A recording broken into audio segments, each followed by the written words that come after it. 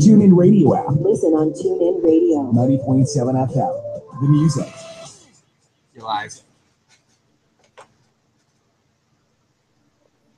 You're live, Michael.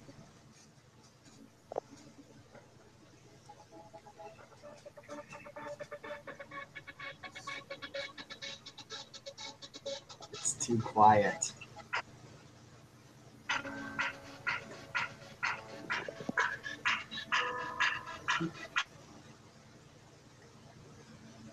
And oh, he just went out. He just went out. The call just dropped from him. So anyway, I got nothing to say except Motorsports 360 is back in your life. And ladies and gentlemen, it is our 1 year anniversary on YouTube. In case you're wondering what the delay was if you're listening to me live on the radio right now, Michael was just trying to play a little presentation for us. And then for some reason, he just dropped the call. Now he's back in. You just had to assume that was going to happen. I had call error. I had the video going. I knew something was going to happen. Yeah, we can play the video again. All right, but anyway, well, I mean, we could. We'll try and play it again, but I'll just do this kind of an intro, okay? Let me get loaded up. We gotta do the usual intro, okay? Let's do it.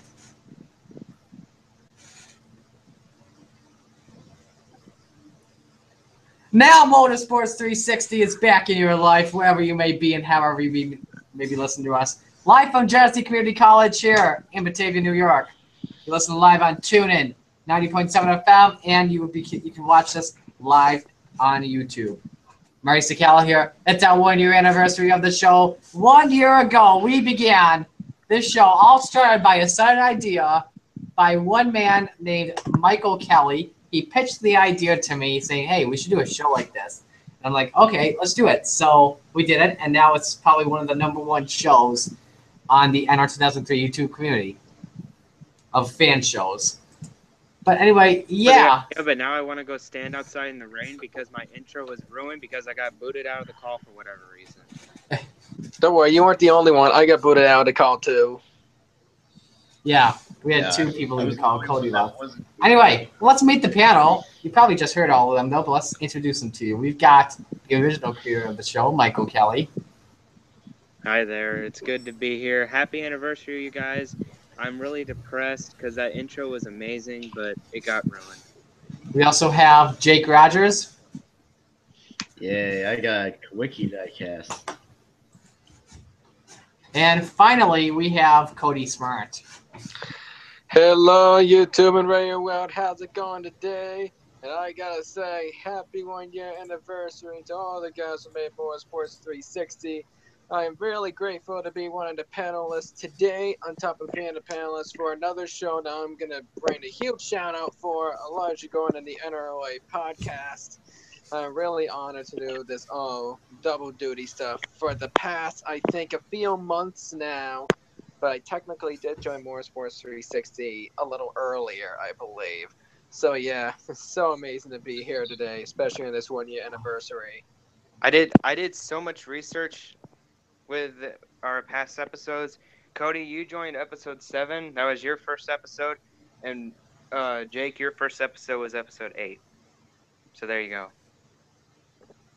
Yeah. Alrighty, so if you all want to be a part of the show, here's what you can do. Go to the YouTube page, my YouTube page, Murray Sakala. Click on the first video you see, which was the Motorsports 360 live stream webinar. Now, not only do you get an audio feed, you also get a video feed of us 4. Well, you just get my face cam. You get the other 3's profile pictures.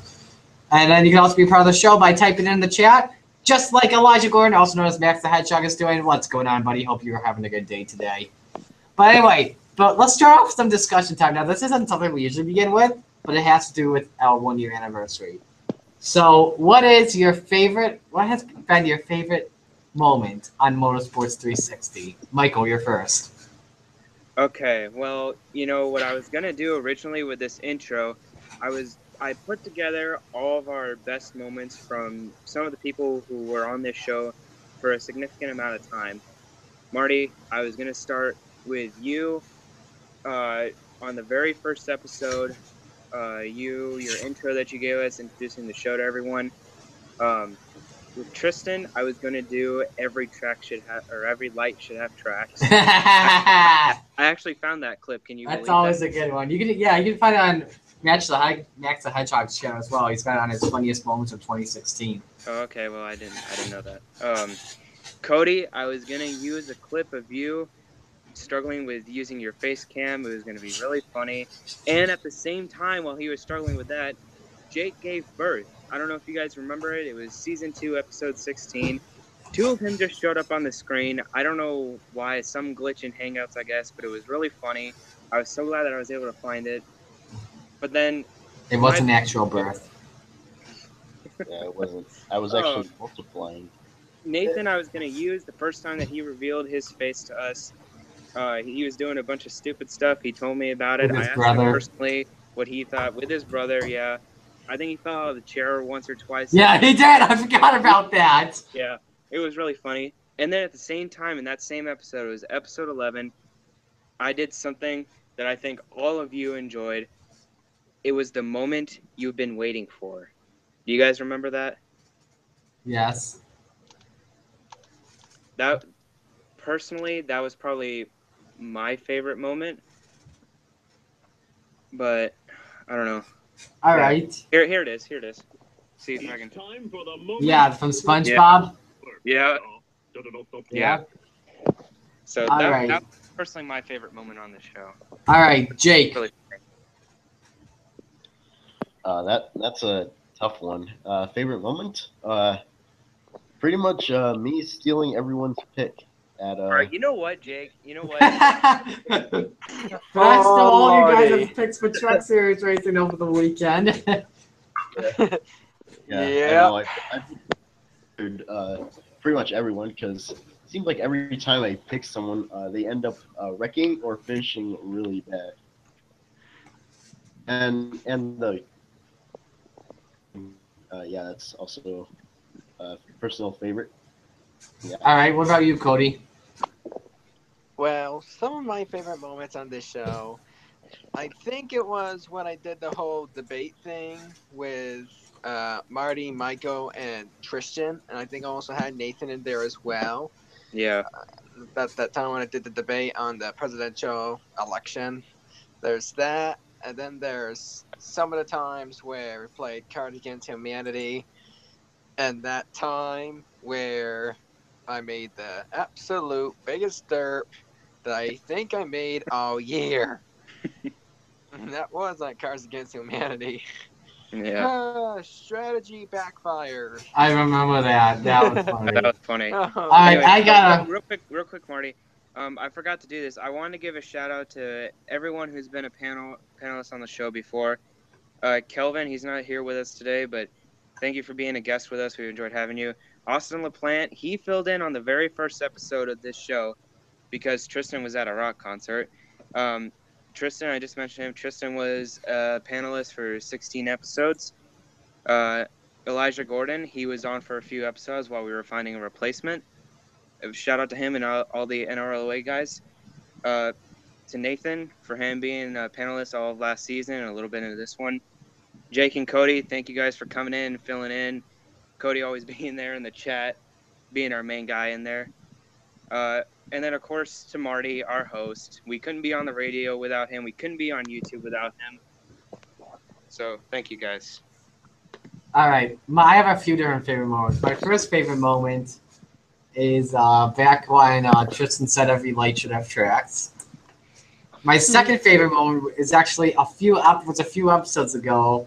I think it was the weekend we were heading to Michigan, and I picked Kyle Larson. Then Cody had this huge outrage, going, "Are you stinking serious?" That was hilarious. I just loved it.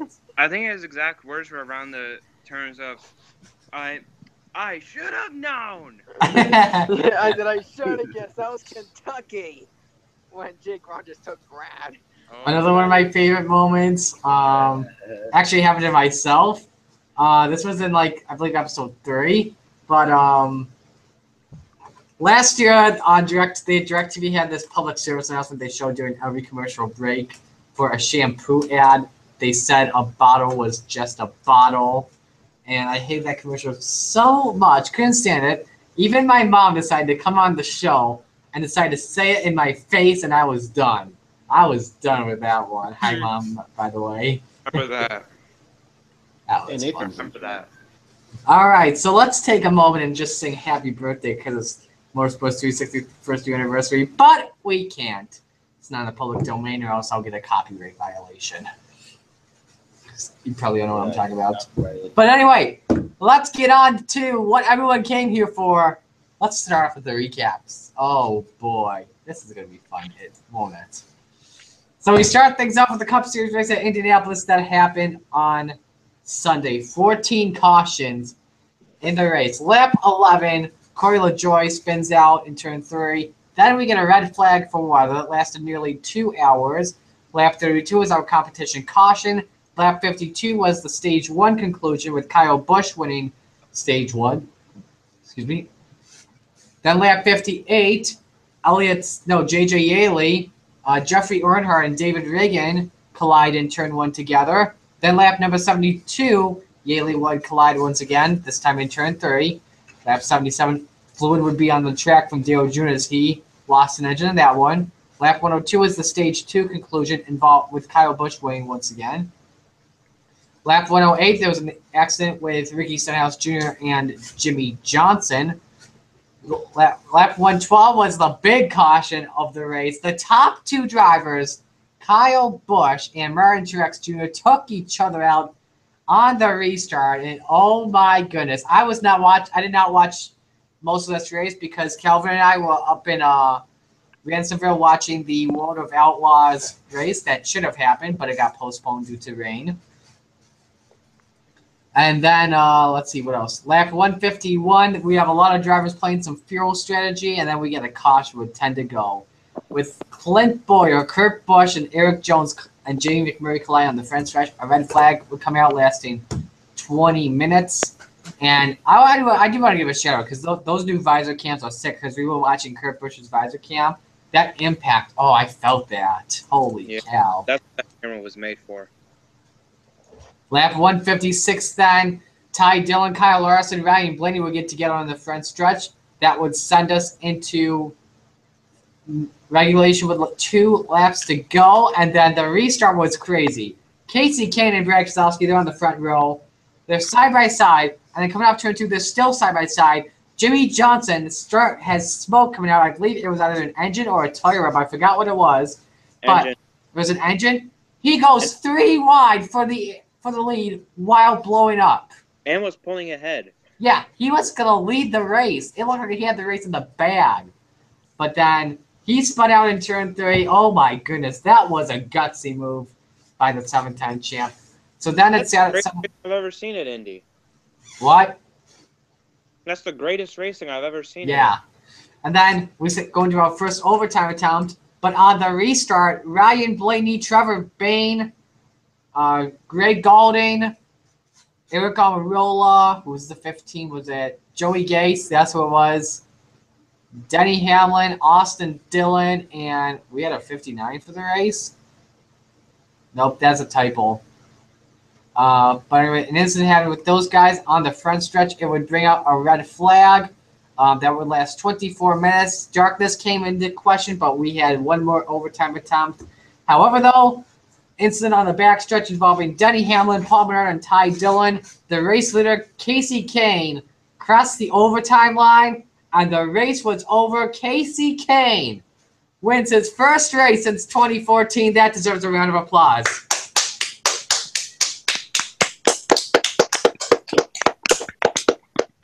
It is about time, Casey. All right, so your top 10. Greg Keselowski 2nd, Ryan Newman 3rd, Joey Logano 4th, Matt Kenseth 5th, Kevin Harvick 6th, Daniel Suarez 7th. How about the 32 of Matt DiBenedetto, my man, the underdog, finishing 8th? That deserves a round of applause as well.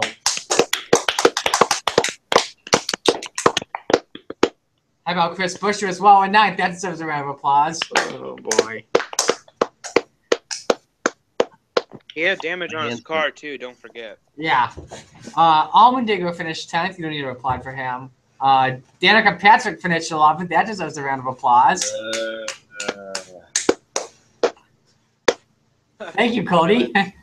You're welcome. Good job. Cole Witt, 12th. That deserves a round of applause. And finally, the newest team in the Cup Series since Kansas, the 66 team of Timmy Hill, finished 14th. Too many round of applauses. Oh, my goodness. I was slapping my knee the entire time. Oh, All right, now we move on to the Xfinity Series race, the race with the restrictor plates and those air ducts on the car to make the race a lot better. Alrighty, it started. We had 5 cautions. Stage 1 concluded. Your top 10 for that was William Byron, followed by Kyle Busch, Brad Keselowski, Cole Custer, Brennan Poole, Ty Dillon, Tyler Reddick, I believe, was in the 42. Or was it Larson? It was Reddick. It was Reddick. Also followed by Ben Kennedy. No, Paul Menard. Excuse me. I don't know why I said Ben Kennedy. That was last week. Who else? Elliott Sadler and Matt Tifft. And then stage 2, your top 10 for that one was Sadler, followed by Poole, and then who was the 21? I didn't catch that. Do we have a 21 in the race this weekend? Daniel Hemrick is in the 21. I think NASCAR's making us some typos. Come on, NASCAR. What are you doing?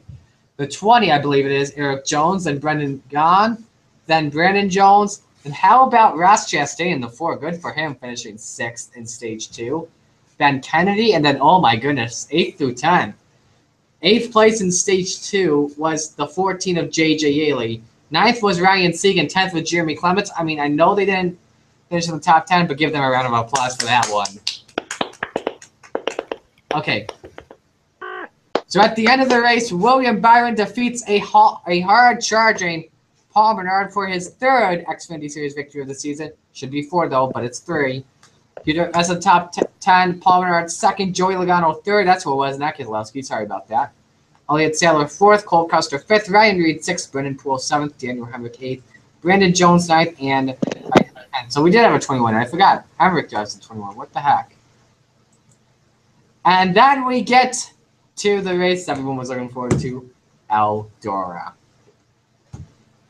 Alrighty, too many cautions to talk about, so let's just say the top 10 of the race. Matt Crafton takes home the win. Stuart Friesen comes home in 2nd. Chase Briscoe 3rd, Grant Enfinger 4th, John Hunter Nemechek 5th, Bobby Pierce 6th, Noah Gragson 7th, Justin Haley 8th, Christopher Bell 9th.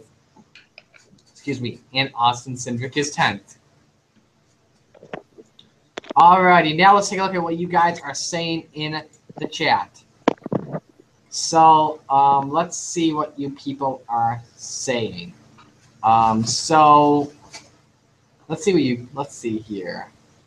Nathan would always think that King would never win a race. I don't know if you know Michael, but Nathan's in the chat. Hello to Daniel Voiles, who has joined. Hello to China Mapper. I forgot your name, by the way, but I'm sorry about that. And hello to you too as well, Nathan. Hello to William Brock as well. Julio Caesar thinks that Indy was a restart, stack-ups galore. I kind of thought that too, especially when it came to the end of the race. I agree with that. Yeah. Anyway, let's get to the headlines. So we had 2 big silly season announcements. The first one was the biggest one. Alex Bowman will be replacing Dale Earnhardt Jr. in the 88 next season. It's going to have a 19-race majority sponsorship from Nationwide beginning in 2018. Bowman piloted the number 18 in 10 of the final 18 Cup races last season when Jr. was injured with a concussion. He debuted in New Hampshire and went on to earn 3 top 10 finishes with the team, including a 6th place result at Phoenix where he won the pole and led a race high 194 laps. The other big announcement just came out this morning a few hours ago. Brad Keselowski has signed a contract extension with Team Penske. Let's see here. What else? What are they saying in this one? I'm trying to see how long it is until his contract ends. It's a multi-year extension. Doesn't say what year it will end in. His crew chief Paul Wolf will also be part of the multi-year extension as well. Alrighty. Goodyear will be conducting a tire test at Dover. Well, they did that a few hours ago. Chris Buescher, Landon Castle, Dale Jr., and Matt Henson, Joey Logano. They made dozens of laps in front of hundreds of fans as part of the Goodyear test in advance of the upcoming NASCAR weekend at Dover from September 29th to August 1st. Some sad news to report. TriStar Motorsports owner Mark Smith has passed away at the age of 63 after a long and private battle with cancer. Mark is survived by his high school sweetheart and wife of 43 years, Kathy, and their 3 children, Amy, Brian, and Kevin. He's also survived by his mother, Shirley Smith, brothers Jack Smith, and Matt Smith, stepdad Jack Gunlock, stepsister Suzanne Harsha, stepbrother Jack Gunlatch. He's preceded in death by his dad, John Smith, and sister Charla Mattox. Kyle Larson is set to launch a racing-themed children's book. Not long ago, a 7-year-old was strapped into a race car in advance of his first ever dirt track event, ready to chase his dreams of making it to the big time. Today, Larson is now a top contender in the Cup Series. His picture book project is titled Kyle Loves Racing. It's being created in conjunction with Chris Workman and Apex Legends, an established motorsports children's book publisher. It will be most appropriate for your children 4 years and old or older, and the book will be set to launch in the fall of 2017. Speaking of Dale Jr., he does have plans for 2018. Don't worry, he may be retiring as a driver, but he's going to be switching to television. Dale Jr. will be joining the NBC Sports Group for the NASCAR coverage beginning in 2018. There's been many rumors the past few months that Jr. would join either Fox or NBC next season, and he will be going to NBC. Most likely, he will be as a color commentator, as I were to guess. So NASCAR has defended its action when the final caution was called during the second overtime in the Brickyard 400. Steve O'Donnell said, being quote, "We've said every time we've raced is we will make every attempt possible to finish under green. We did that. Once we realized there was the need to bring on safety vehicles and the track was oiled down, we threw the caution. Had the caution come before Kane crossed the overtime line, the question was if the race could have finished before darkness. He says that it would have been. If we would have red flagged the race, we would have never got it back in. There was clearly oil on the racetrack." We'll talk about that later on discussion time. 4 people were hospitalized in stable condition after a golf cart apparently crashed Sunday into several pedestrians in a tunnel at Indianapolis Motor Speedway, according to authorities. The driver of the golf cart, 40-year-old Colonius Thomas of Noblesville, Indiana, was arrested for leaving the scene of a crash while intoxicated, causing serious bodily injury, and operating a vehicle while intoxicated, causing serious bodily injury, according to Speedway Police. The NASCAR Racing Experience and the Richard Petty Driving Experience have announced that they will be merging the 2 ultimate on-track fan experiences at more than 20 racetracks around the country. Together, the 2 brands will create an even more powerful one with more than 100 race cars in permanent locations throughout the U.S. with the consolidation. The Richard Petty NASCAR Racing Experience and Richard Petty Driving Experience will be offering customers more dates at more of the nation's premier speedways, including Daytona, Indianapolis, Kansas, and Las Vegas. The NASCAR Racing's Experiences lineup of Atlanta Auto Club, Charlotte, Chicago, Dover, Homestead, Kentucky, Myrtle Beach, Michigan, New Hampshire, Phoenix, Richmond, Talladega, and Texas. I have raced at I did do a ride along at Charlotte once back in 2014. It was a lot of fun. 2 more stories here. NASCAR is considering further limits to Cup drivers in the Xfinity Series. Series Managing Director Wayne Allen said Friday at Indy. One possibility would be for Cup drivers to be limited to 5 Xfinity races only, regardless of their experience level, which could be a significant cut for some drivers. Today, drivers with more than 5 full-time seasons in Cup are limited to 10 Xfinity races. They cannot compete in the 4 Dash for Cash races and the final 8 races of the season. And some breaking news coming out of IndyCar, I believe it was yesterday. They have announced a new car for 2018. They're showing what is next. They call it a bolder and a safer and an even more thrilling package. Some notables here, the bumper pods have now been removed for the 2018 cars. let's see what else they're saying. It'll come in 2 specifications, one for super speedway ovals and the other for use on short ovals, road courses, and street circuits. Let's see what else they said. They have improved aero and body construction to ensure this very new car better protects the stars of the series. They have streamlined aerodynamics, which can lead to more dicing for position. The weight of the car has been shifted slightly forward. Balance should be improved, and the car will be more nimble. Let's see if we can have 5 wide approaching turn 3 at Indy. That's what they say on IndyCar.com. So yeah, I'm going to play a public service announcement and a college announcement real quick, because I have to do that as part of the FCC rules. You guys know what I'm talking about. But anyway, when we come back, we will have a little bit of discussion time for you. Stay with us. You take your 6-year-old to the playground. You watch her run from the slide to the swings. Another mother strikes up a conversation. You take your eye off your daughter for a few seconds. You look back, and she's gone. Lily? Lily? Every parent knows that feeling. Imagine if she were actually abducted. To receive free Amber Alerts on your cell phone, go to wirelessamber.org. A child is calling for help. Brought to you by the Wireless Foundation, the National Center for Missing and Exploited Children, and the Ad Council. You've heard it in the car. You've heard it in your house. You've heard it in your favorite place on campus. Okay, what's going on?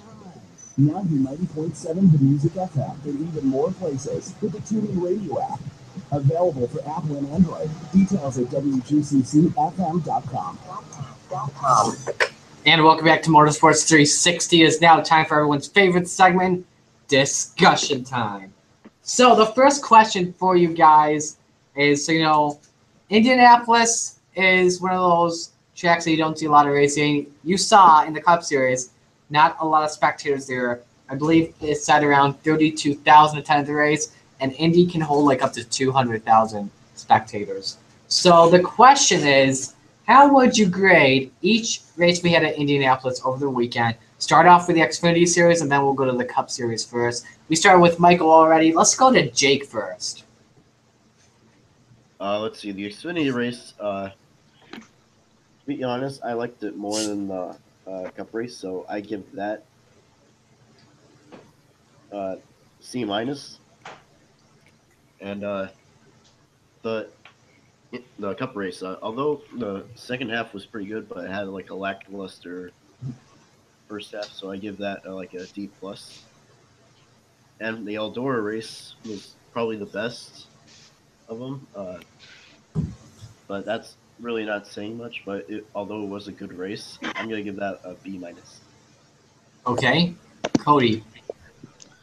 Let's see. The Eldora race is actually a little exciting, and we pretty much had a little bit of everything. One of the problems I saw that there was a little bit too many cautions on the racetrack. It was almost like you can go green for 10 laps, and then another problem happens. After 10 laps, yet another car crashes. You can blame on the that pretend truck. car for that. So let's see. Other than the action from practice, I would grade the truck race about maybe a B, like B+. Never mind. I want to grade the Eldora race like a B. I'll give it a B. For the Xfinity Series, at first I thought the restrictor plates would make things a little more boring. It would make things worse. Well, I think it'd be safe to say that I have underestimated that statement. It was actually a little more fun with the restrictor plates, had a little more action thing.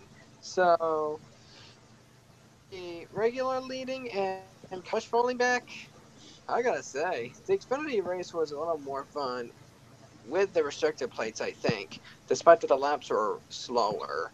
So, I would give the Xfinity race probably, I'll give also that one a B, but a B+. And then for the Cup race, it was a little boring in the first half because we pretty much had this whole follow the leader deal. Despite that, they had some pit strategy going on. That didn't really make a difference. But then after the big caution, after Kyle Busch and George wrecked, it's like they turned up the excitement. They certainly did by a lot. And certainly had more strategy going into play, especially the underdogs in contention. That just made things 10 times more amazing. And despite that it wasn't the end that I wanted, it was still a good ending for me, but not the best one out there because I'm a Brad fan. So, without being biased on everything, the racing was still pretty fun, despite the fun majority of it, it was a little boring. So I'm gonna give that one also a B. Okay. Eldora race. You usually see an exciting finish at Eldora. The racing was just crazy. So many cautions in the race. I'll give that one a B minus. For the Xfinity Series race, the restrictor plates and the aero ducts did much better. If they did not, I would have given this race an F, a big F. But they did improve it a lot, so I will give that race a. Let's give it an A minus. And then for the Cup Series race, the first two stages had big Fs on it, but the final stage of the race was an A plus, big time. So I believe I'm going to average it as a C plus in that one. So yeah, that's what I think. Michael, what do you think? Eldora, I'll probably give that race a B just because it's usually always exciting, and I don't know, this year it just didn't feel the same. You know what I mean? It just didn't have that kind of buzz or that excitement that I felt every other year that we've gone to Eldora. But nonetheless, still exciting. I give it a B. The Xfinity race, the new package with the restrictor plates and the air ducts, it was a success. It was a success. Still major room for improvement for the racing, but it's a lot better than what we had. Some people were upset with it and not liking it because people were so strung out, but the leader was not pulling away exactly. Their second place, third place car was still able to somewhat keep up with them, unless it was Kyle Busch. Then he just pulled away from everyone for whatever reason. Um, I feel like people don't give enough credit to Paul Menard though. He chased down the leader from like what, seventh and Yeah. laps or something like that. We never would have seen that last year. Never. He chased down William Byron. He had a chance to pass him. People don't give him enough credit. I give the Xfinity race a B plus. Still a lot of room for improvement. The Cup race, what was that? What the final 10 laps took an hour and a half to complete. I don't even know. People forgot how to drive. But Jimmy We finally, doesn't. we I mean, finally he had, knows how to drive. huh? Jimmy knows how to drive, especially with the blown engine. He's the only one who remembered how to drive. So, um, Kyle Busch and Martin Truex Jr. We finally saw a battle for the lead, which I thought was a good thing. But they were so far ahead from the other drivers that it was still a pretty boring race. And we still weren't seeing much passing, anyways. They still weren't passing each other. The closest Truex could get was 7/10, 6/10 of a second, and that's as far as we went. So, if they hadn't gotten taken out, that would have been another boring Indy race. Kyle Busch probably would have won, and we'd be wanting to forget this race. So, I almost say C plus, but because of the way the finish ended up, I'll give it a B minus. Okay. Um. All right. So the next question for you guys on discussion time is about the finish. If Casey Kane did not cross the overtime line, we had that other question. Would the race have restarted? Cody, you're first. That is a very interesting question because to be honest with you, if we would have like at the last caution before the final restart, I was thinking they were gonna call it and call Brad Keselowski the winner, not because of jealousy, but because the sunlight was just so darn dim. Like you can barely see the sun, and the clouds are blocking it just to make things worse. So I felt like they were probably gonna call it. But with NASCAR, they're usually inconsistent on some things. Moving on to the final restart, pretty much had the same amount of sunlight we saw coming into the final caution that ended the race, as we had the previous caution before. So I was going to say, as long as it did not throw out the red flag, that they could probably be able to afford one more small restart and then be done. And then that would mean for the first time in the new overtime history that we would have 3 attempts of an overtime finish, which that would be amazing. And I think some people would be mad about the overtime line. Some aren't because we got more than one attempt. I don't know because the frequency is just so crazy. But I feel like we would have had one more attempt at an overtime finish, and then it probably would have went not just only the top 2, but the top 6. Because heck, even some of the leaders wrecked in that race. Okay. Here's what I believe. So, what time was it when the race ended? Was it like 8:52 p.m. around? It was really close to 9 o'clock. Yeah. Here's the thing. I don't know how much oil was on the track, but I believe with the amount of oil that was on the track, I don't think we could have had another overtime restart because you need a bunch of speedy dry to happen. You need a bunch of speedy dry to put on the track, and I don't know how long that would take. But then you also got to get the drivers that wrecked. I don't know if any of the drivers had to climb out. If they did, you have to get those cars towed. I don't think we could have had another restart after that. That was probably the only attempt we could have at that, and Casey King would have won no matter what. Michael. I I think that with the amount of oil that got put down with Denny Hamlin and Paul Menard's wreck, that there's no way we could have gotten it restarted. But I don't think we ended this race because it was getting too dark. Yes, that had an effect on it, but the safety crew, they were working so gosh darn slow. I mean, they took half an hour to clean up a 5-car wreck on the front straightaway, and 3 of those cars pulled away. Why are they taking so long to clean up this racetrack? It shouldn't be taking this long. IndyCar does a much better job. Their safety crew gets out there so quickly. They get the track all cleaned up, and pieces fly off of those Indy cars. I mean, they can shatter into a million pieces if you hit it at the right angle. So that just proves how good of a job that they're able to do, how quick they are and everything.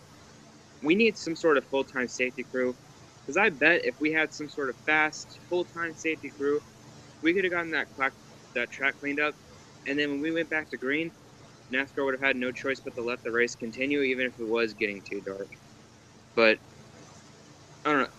It probably would have been better for NASCAR to just say, when Steve O'Donnell was explaining their reason for the caution and the overtime line, it probably would have been better for him to just say it was getting dark and we had to get this race done, so we just let them cross the overtime line and finish the race. I would have been okay with that, but he had to have a long explanation for everything. Okay. Finally, Jake. I feel like this was kind of lazy on NASCAR's point. I feel like the only reason they threw the caution so late is because they wanted to get this race done and over with. Because it's getting so dark. You said it was almost 9, so I mean that part I could like give it a pass. But they did the same thing at Daytona. Uh, Earlier this year, the July Daytona race in the Xfinity Series, they did the same thing. Like that, the wreck And they didn't happened. have to at Daytona. Yeah, they didn't have to at Daytona. So, I mean, what's their excuse there? That's all Want I to have. make a comment about the safety crew, guys? Go ahead. Does he have a pillow in his fire suit? Like, Do they have pillows in it? Oh, I get it. yeah, do they have pillows in their fire suits? I get it. Like, dang, savage. But yeah, I don't know. They need to work faster. All right. So next question for you guys is about It's a what was I gonna say? Oh yeah, it's about the restart we had where Jimmy Johnson spun out. So he was blowing up, went 3 wide for the lead, had the lead going into turn 3. So let's just picture this if this happened. If Jimmy was a little bit farther ahead of the other 2 drivers, and then Jimmy spun out, and then he collected Kane and Keselowski. The question for you guys is, would Trevor Bayne have won if Jimmy took the top 3 drivers out? Who did we start off first last time? I believe we started off with Cody, if I'm correct, so I'll go first. Imagining how Indianapolis is, I could have imagined it, definitely. So Kelvin's favorite driver, in case you guys don't know, is Casey Kane. I was texting him the entire time during the finish of the race, and then I called him up afterwards because him and I were so happy. And I think it was either today or yesterday. Today or yesterday, I told him, I could have imagined if Jimmy spun out, you could have seen off the top 3. If that happened, Bayne would have had the lead at the caution flag, and he was right behind those drivers going 3 wide. So the first overtime attempt where we had a huge stack up, that would not have happened at all. I believe that Trevor Bayne would have gotten the win, even with because the cup package sucks at Indianapolis. I believe that he would have pulled away from the driver who was in second, which was Denny Hamlin, take the white flag, and then win the race. I think Bayne would have won the Brickyard 400 if the top 3 were taken out. Alrighty, who's next? Michael. So I thought about this too. What if Jimmy, when he wrecked, he did take out the top 3 or the Casey Kane and Brad Keselowski? Well, I thought, well, that wouldn't have even mattered if Trevor Bayne was able to go on and win the race because he was in that accident on the next restart. And then I realized, wait a minute. If that accident happened, then that accident with Trevor Bayne and Brian Blaney and Michael McDowell, that might have never happened. So depending on what lane Trevor Bayne, I don't know. At the end of that race, I didn't know what lane to choose because Casey was able to make the top and the bottom ones. So I don't know what lane he would have chosen, but I feel like with Trevor, I think depending on what lane he took and what kind of restart he got, would have determined whether or not he would have won the race. But there's no doubt in my mind that he would have had the best shot out there because, in my opinion, the leader has too much of an advantage in the restart zone. They either need to this is what Kamikaze Games said. They need to make a stoplight up there. Green means go. I'm like, dude, that's the simplest thing I've ever heard. Green means go. What's wrong with doing that? Just have a big old traffic light up at the start finish line, and when it goes to green, you can go. Or when the flagman waves the flag, you go. Why do we have to have all these procedures, and why do we have to make it so complicated? Why can't we just make it simple? I got a little bit off topic there, but yes, I believe Trevor Bayne could have had a really good chance to win the race. Okay, Jake. Yeah, I'll be yeah. right back, guys. Give me 10 seconds real quick. But yeah, go ahead, Jake. Yeah, I feel like he would have won that race. Really strong car that day, and if Jimmy Johnson did take out Keselowski and Kane, yeah, we would have seen Trevor Bayne, Daytona 500 winner and Brickyard 400 winner. I mean, not a lot of people can say that. Tony Stewart can't say that they won the Daytona 500 and the Brickyard 400. I mean, it's pretty much, yeah. Yeah. Marty's still not here. I'm back. I'm back. All right, Cody. All right, I am beginning to take a look at the results from this race. And we also had Ryan Newman, who would have been in contention. I know Danny Hamlin got involved in that crazy wreck. Trevor Bayne did. We also saw Ryan Blaney involved. I think both Premium Motorsports cars were involved. Michael McDowell were involved. So that doesn't help me really much. I was hoping that could give me some hints, but sadly, looking at the race results would not correspond to the big wreck. So I'm going to have to inference this. I feel like Trevor Bayne would restart first. Then it would be Hamlin, McDowell, and then I believe Newman. Now, and when I saw the replay before, McDowell was the one that got to the back of Trevor Bayne, and that would have caused the wreck. It wasn't by Casey Kane or Brad Keselowski at all, from what I saw, unless it would have been a pileup to where Bayne got held up or something. But let's say Bayne did not get held up, and he did that same restart, and that same accident happened. Well, then who would have been first? Because Hamilton got involved in the mess, and a lot of people had gotten involved in that mess. And whoever would lead the race, I believe, would have been Ryan Newman. Ryan Newman would have led the race. Logano would be somewheres. And a couple big underdogs like Matt Benedetto would still be in the top 10. He probably would have gotten fifth, actually. I don't know. That would be close. So we go on to another round of overtime. And I would see Ryan Newman restarting first, Joey Logano restarting second. Then we get Kenseth and Harvick. Now, what I see happening there would be Ryan Newman would choose the outside lane. He would go consistently. All the other guys, like, say, Danica Patrick or Colette, or you know what? I'm going to do something very fun, Marty. You ready? Go ahead. Race restart. Danica Patrick wrecks. Danica Patrick wrecks and takes pretty much the rest of the back of the field. But I'm going to be nice and say Teddy Hill avoided the wreck. To be honest, but I know. But, and then going towards the front, that Ryan Newman would have the lead going into that caution. And I would say it would benefit a couple other drivers to pretty much catch up. Like Logano would still be there. And then either that or how about something a little better? We get another holdup similar to this because Kenseth and Harvick would be within the second row. They're within attacking range against Logano and Newman.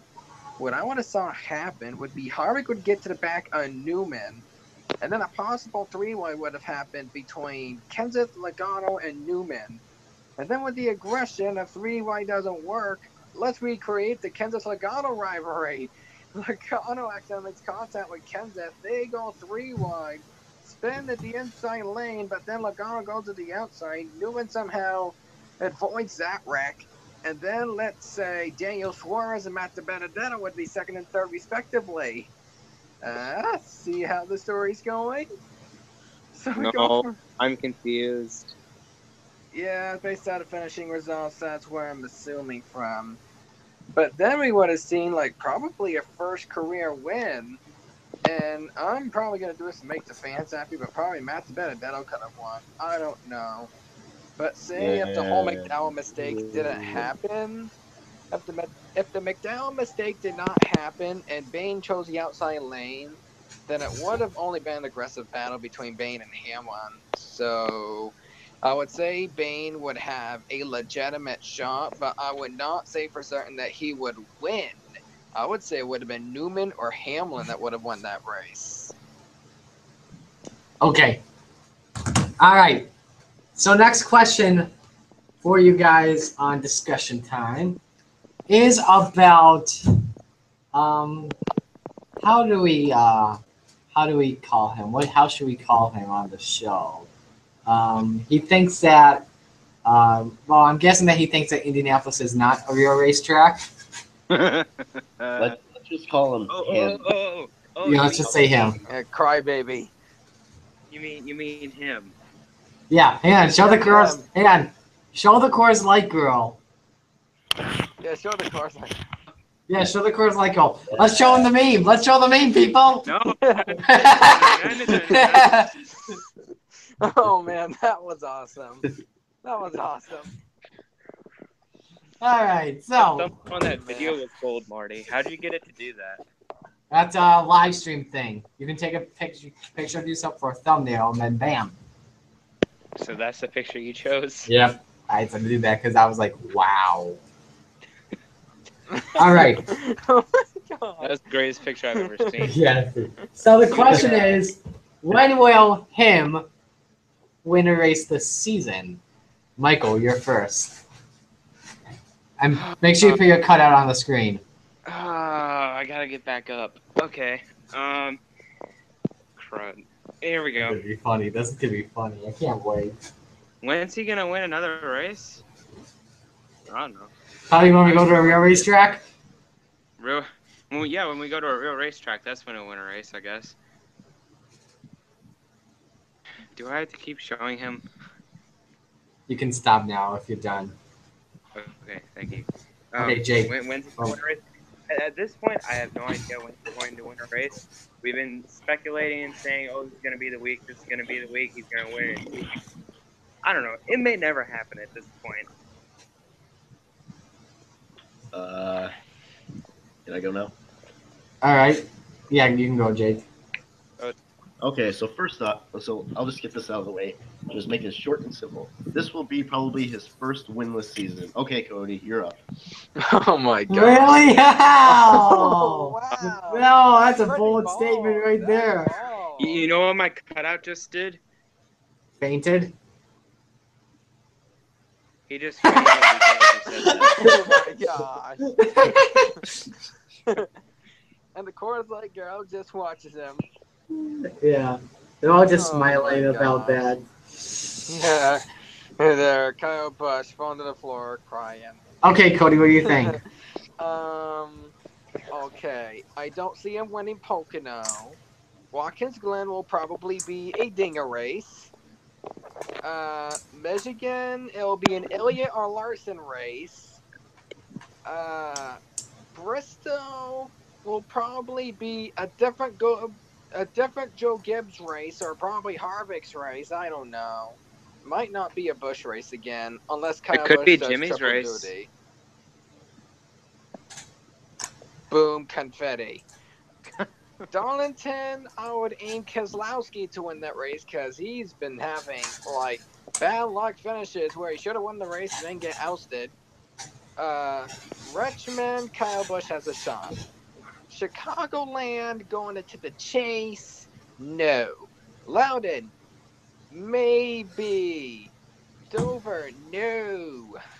Then move on to the other races. Charlotte, maybe. Talladega, no, because either Joe Logano, Brad Keselowski, or Martin Truex will probably end up getting to the back of Kyle Busch and accidentally spinning him. Kansas, no, and that'll probably be the retaliation from the previous week. And then he'll obviously be suspended for Martinsville, Texas. Phoenix, probably not, and Homestead, most likely not. So I'd say Kyle Busch would have like 2 clear shots in winning this season, and that would either be Bristol or Richmond. One of those two. I believe Kyle Busch's best chance to win at the moment, if we're talking the regular season right now at the moment, would have to be Bristol. He's, the Busch brothers are known for being pretty good at the Bristol Motor Speedway. Kyle Busch, I believe, he swept in 2010, swept the entire weekend in 2010 in all 3 series. No other driver has ever done that before.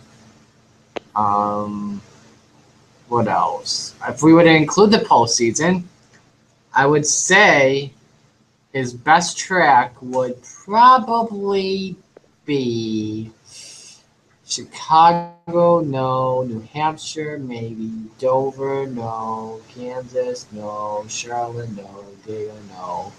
Martinsville, no. Texas, no. Phoenix, no. Okay. So, yeah, I think New Hampshire would be the best place he could win. But if he doesn't, then I don't see him having a winning season this year. Kyle will then cry about it. He'll leave Joe Gibbs Racing because he cannot win a race there, and then he'll go down to another team. No, I'm just kidding. That's a JGR deal.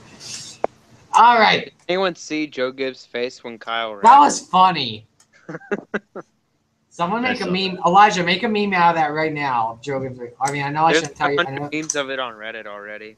Oh, there is? Yeah. By the way, I know I shouldn't be telling you what to do, Elijah, because I know you don't like that, but if you want to make one, go ahead. It's up to you, I should say. All right, 2 more questions on discussion time. First one is about Dale Jr. and NBC. How do you see him doing with the National Broadcasting Company of Sports? Jake, you're first. Well, it's about time NBC got some good commentators. That's all I gotta say. Dang. Oh! Oh, wow. Thug life. Put on Thug some good life. old sunglasses there, Jake. Oh, Oh wow. boy. Okay, Cody. That's gonna be an interesting statement for the Oh. future. Okay, with Junior being a commentator, I just feel like this is gonna happen. So we don't really have a true rules analyst just yet. And in the Fox, you see Larry McReynolds, who used to be one of the main commentators, Jeff Gordon replaces him, but Larry McReynolds is still with Fox. He still works for Fox, but he just analyzes a whole bunch of the rules in NASCAR, especially all the new ones. So I think what's going to happen is they're going to keep Rick Allen and Jeff Burton. But since Steve Letarte, out of all three of them, pretty much knows all the rules, he's been an experienced crew chief, so he knows every single rule, what you need in the car, what fails inspection, etc. I say Dale Earnhardt Jr. will replace Steve Letarte as one of the main commentators, and Steve Letarte will be the Larry McReynolds of NBC and would be your rules analyst for NBC. So if they just copy that idea, then Steve Letarte will still have a job, and instead of being one of the main commentators, he'll stay and just be the rules analyst. Okay. Cody.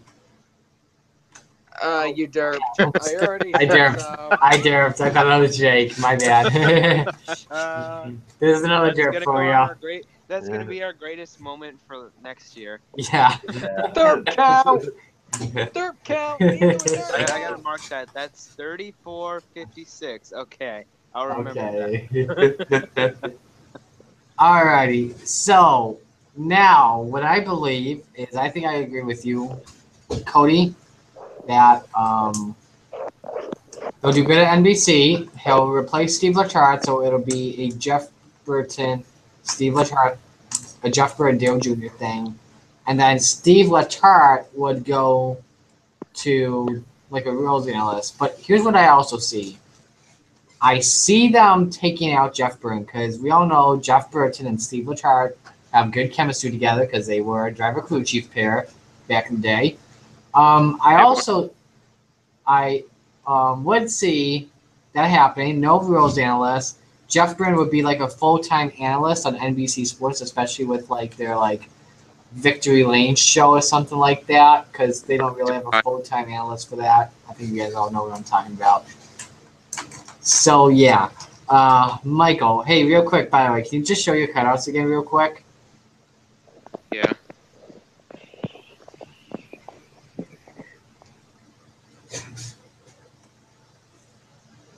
That moment when you realize Kelly's doing it again. We got another meme for you, and no one's laughing. Great. All right, what do you think, Michael? Okay. Here's the thing. Elijah made a new meme.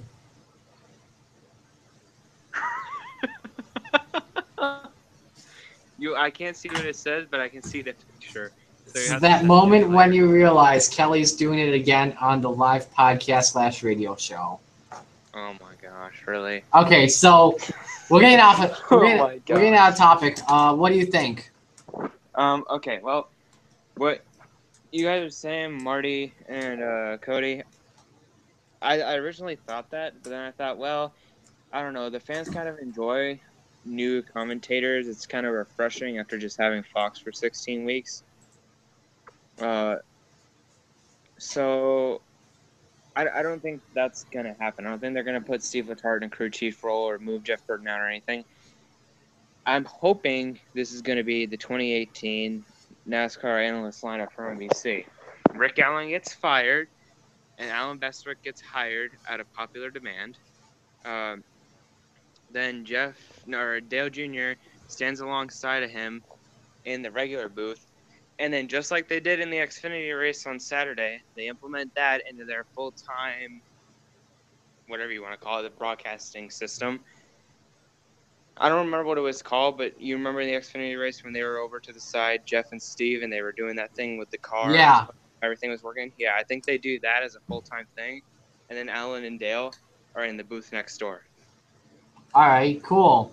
That'd be pretty cool. I think their broadcasting and everything would be much, much better. All right.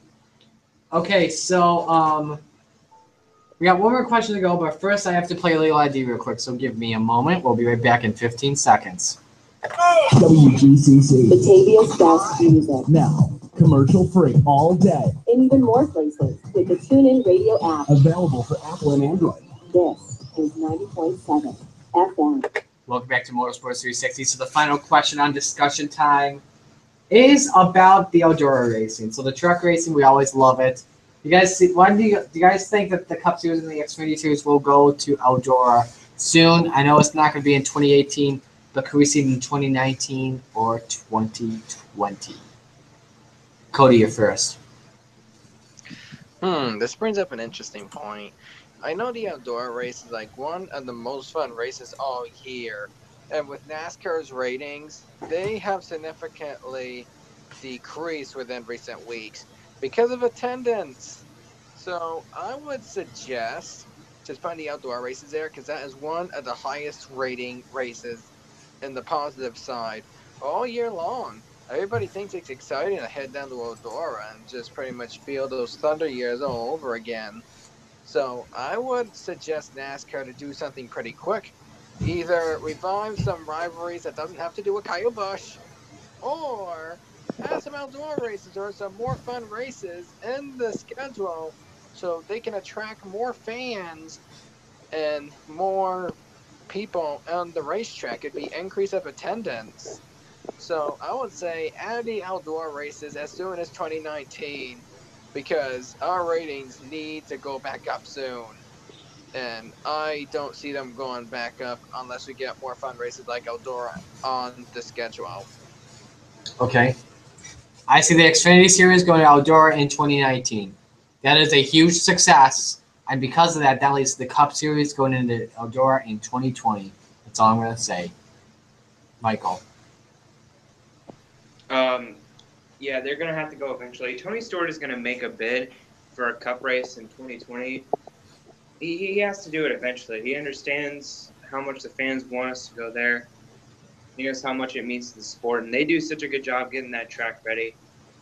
I mean, this would go back to the old roots of NASCAR. This may bring back older fans. They're like, man, they're going back to the dirt. I have to see that. And then they keep coming back to watch it. They have to go there. I mean, I know a lot of people – I've seen a lot of people on Reddit saying they don't want them to go there, and they never will. But for the good of the sport and for bringing more people back, I just really think this could be a revolutionary thing for NASCAR. They have to do it. Okay. Finally, Jake. Yeah, I think I see them going back in like somewhere in the 2020s timeline, probably. And that's just for like the Xfinity race. And for Cup, probably in late 2020s, probably because I know a lot of fans want to see Cup races and Xfinity races at Eldora, and I don't blame them. I want to see it too. Heck, have it a chase race. Oh. How about making it a cutoff race? Oh. Yeah. I mean, they're rescheduling next season. They're I believe, switching Indianapolis and Chicagoland. If I'm not mistaken. Richmond. Okay, Richmond, is it? Yeah, Indy is going to become the new cutoff race for the chase. Yeah, it's gonna be Which the is kind of- last race of the regular season next year. So yeah, I'd say replace one of the Richmond races with Eldora. Okay. They're gonna go there. Alrighty. Now it's time for predictions. So, for the first time in fantasy, in Motorsports 360 fantasy history, for the Cup Series, all four of our drivers wrecked. I'm not joking. Yep. Did Kyle they Busch really? wrecked. Martin Truex Jr. wrecked. Jimmy Johnson wrecked. Kyle Larson wrecked. Yeah, Kyle Larson finished though. Oh no, he didn't. Oh my gosh, are you serious? Dang. I'm serious. No Yeah. drivers finished out of our picks. What? Pick and Wait, he wrecked. so oh man. I got like 1 point this weekend. That's so dumb. You got 1 point for every race, Michael. No, that was for I got Jake. two- That I was was for just kidding. I got Jake. 2 for Eldora, And I got 2 for Indy. Nope, it says on here. Oh yeah, you're right. You're right. That's true. Yeah. Yeah, 2 points for Stop trying to Jake, keep me 4 out of my points points, for. Cody and Marty. I Alrighty. still fell back to 3rd, so I'm kind of depressed. Alrighty, so here's how the standings are after Indy. I'm in the lead with 74. Cody's second with 69. Michael third, 67. And Jake is last with, unfortunately, 58. I'm sorry, Jake. So you said how many points do you have, Marty? 71? 74. 74? Yep, so here's how the order is going to go. It's going to be Jake, Michael, Cody, then myself. So here we go for the predictions. First thing we start off with is Saturday afternoon. It is the Truck Series race at Eldora. That race is at what o'clock Eastern We're time? going to Eldora again? Oh, did I say Eldora? Trip number 2. It's at Pocono. 1 o'clock Eastern time on Fox. Here are the notable entries. Cody Ware is back in the 0. Let's see. Who else? Him. Yeah, him. Him in the 51. Sally. So let's get started. Jake. I'm not gonna choose him. Who I am gonna choose though, Christopher Bell. Okay. Mr. Cutout Man. Mr. Cutout Man. Who are you picking for the Cutout Man? What do you mean cutout man?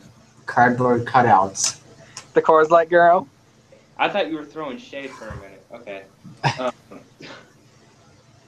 I wanted to say Christopher Bell too, because Kyle Busch hasn't won a truck race yet this year. I take that back.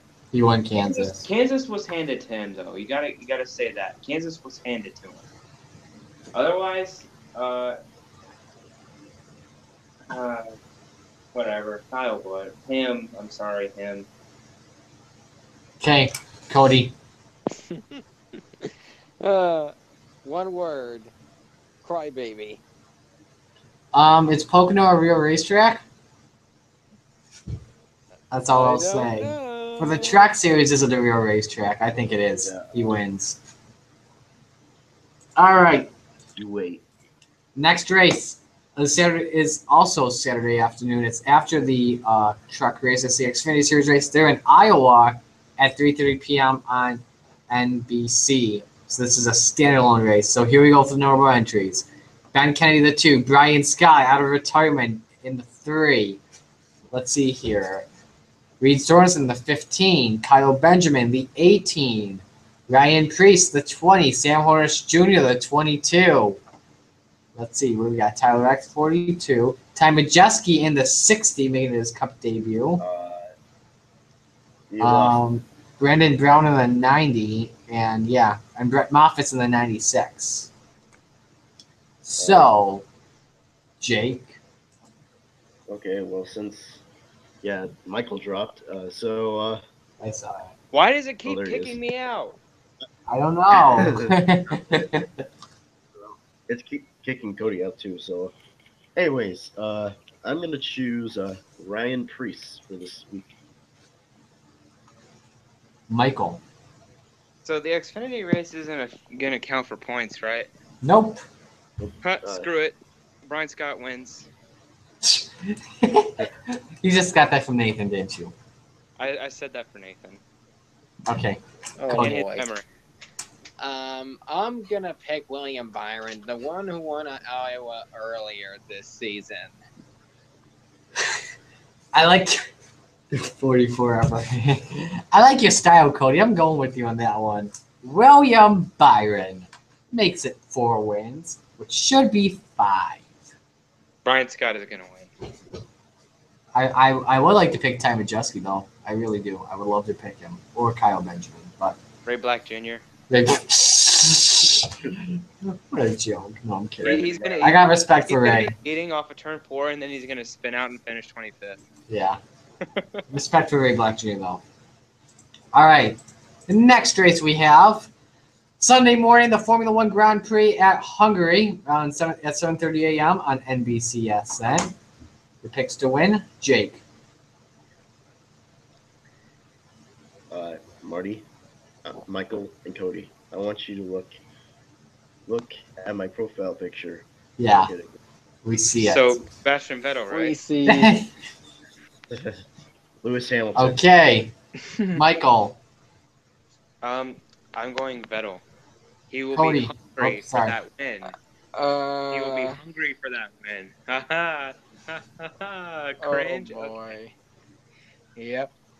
I remember one time I sang the Russian national anthem in the form of Oh, cheering don't Lewis do the Hamilton. Hungarian national No, anthem. I don't know how to do the Hungarian national anthem, but I'm just gonna say Lewis Hamilton. Yeah, I'm gonna Because go. he wins all the time. Yeah, I'm gonna go Lewis as well. All right, we have the IndyCar race at Mid Ohio. That is at 3 o'clock on CNBC. Don't have an entry list for that one yet. They put it out at the last minute. I don't know why. But Jake, your pick to win Mid Ohio. Is it Mid Ohio IndyCar. IndyCar. Okay. Willpower. Okay, Michael. For whatever reason, when I think of IndyCar in Mid-Ohio, my mind always goes to Scott Dixon. Maybe that's because the first IndyCar Mid-Ohio race I watched, Scott Dixon won. So why not? He's the first guy that came to my mind. Let's go with Scott Dixon. Okay, Cody. Okay, I just randomly thought of this one. Who has willpower? It's willpower that wins. All right, He has the willpower to get to the lead and win the race. I'm gonna pick a driver that Yeah. I'm gonna pick someone you guys did not pick. Graham Rahal, underdog for this race. I'm gonna pick him to win. Ooh. Really? Yeah, he's won in Mid Ohio before. Did you guys see Nathan in the chat? Yeah, 44 ever. That's my boy. I still rep the 44 boys. No, Byron. Byron, Yes, Mike. Yes. Byron the Yes, I did it for Siren. you. Byron the Siren. That's my nickname for him now. Byron the Siren. Oh, 44 ever. jeez. 44 ever. This is gonna get interesting. 44. Alrighty. So now we get to the featured race, the Cup race. Remember, cannot pick the same driver, so get your diecast ready. Remember, Jake, I'm looking at you. Jake? Jake, Michael, Cody, then myself. Get your diecast ready for the Pocono race. That race is at 3 o'clock on NBCSI. Now, this is now you gotta listen to this though. Qualifying is going to be on the same day as this race. Let's mention that. Is it really? Yes, there's a fan fest going on Friday with a lot of the drivers. Yeah. I'm not back going with my Pocono. driver. So get your diecast ready, guys. Ready. Well, I was looking through the recent shows. Marty told me if I'm going to the Pocono race that there will be a fan fest. I forgot about that. But unfortunately, I won't be going to Pocono this weekend. Oh well. That's okay. I'm going to Charlotte, though, so that's cool. Oh, Maybe Okay, Jimmy. I got my camera ready. Are you sure? Oh, yes, he did. Okay. I'm Yeah. ready. You guys ready for this? Let's see it. Let's see it, Jake. Let's see it, because I know none of you guys are gonna pick my guy for this weekend. Oh yeah. By the way, they just.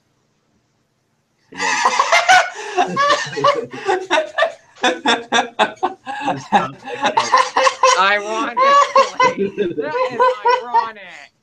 Stop kicking me out, Google. We're not kicking you Come out. on, Google. I said stop kicking me out, Google.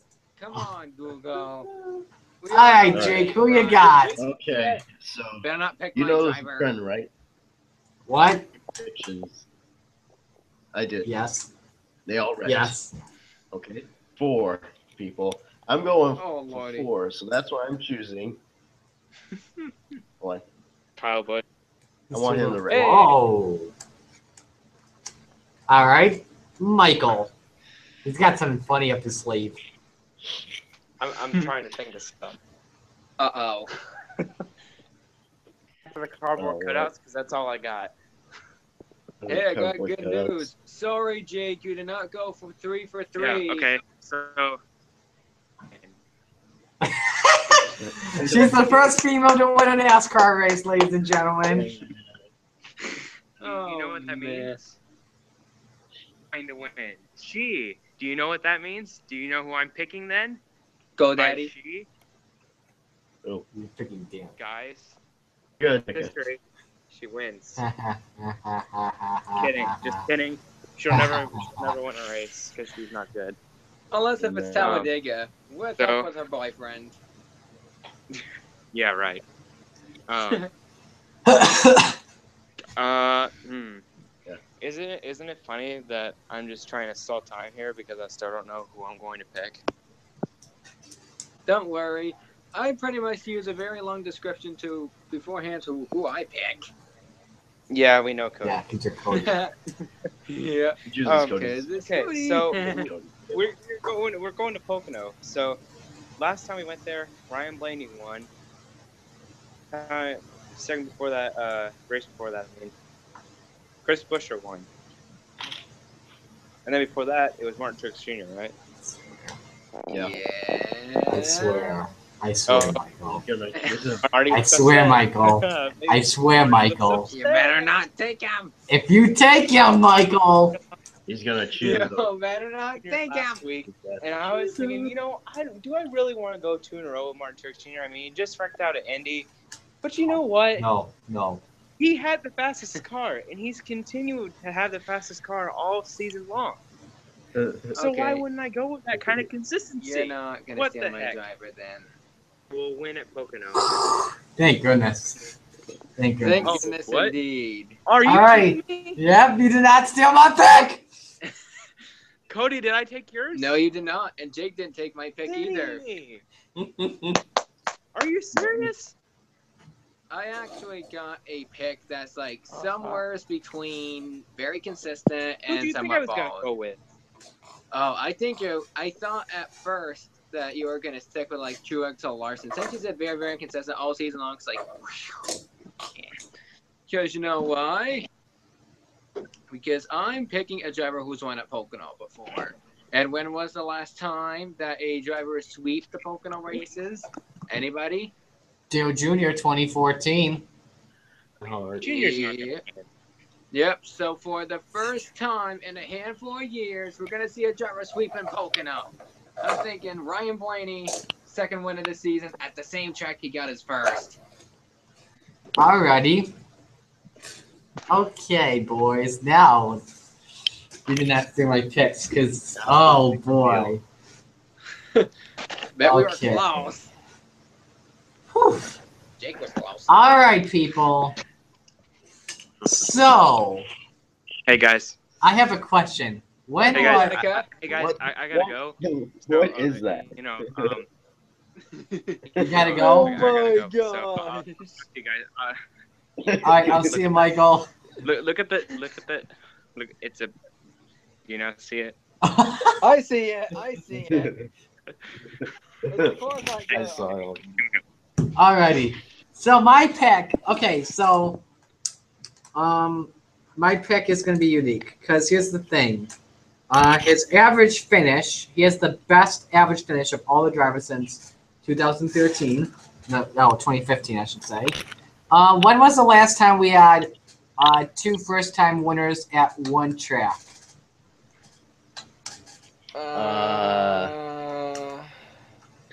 Two first-time winners at one track.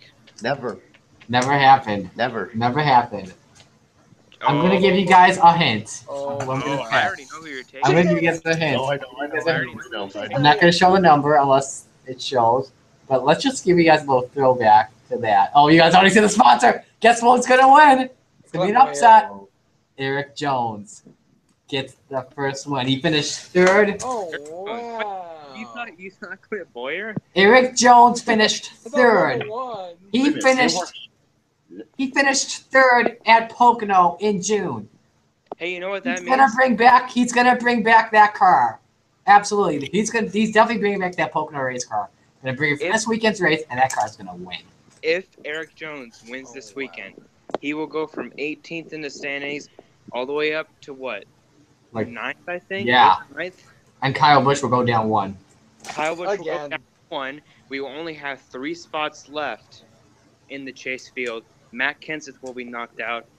Him and Logano will both be out. They will be in must-win situations soon. That could be huge if Jones or someone outside of the chase wins this weekend. Like, Definitely. And Imagine watch out if Junior for another guy at the weekend. Glen. Imagine if Junior won. That'd be insane. Oh, That'd be yeah. big. Yeah, that would be insane. Hey, discussion time question. You guys think we're still going to have 16 winners?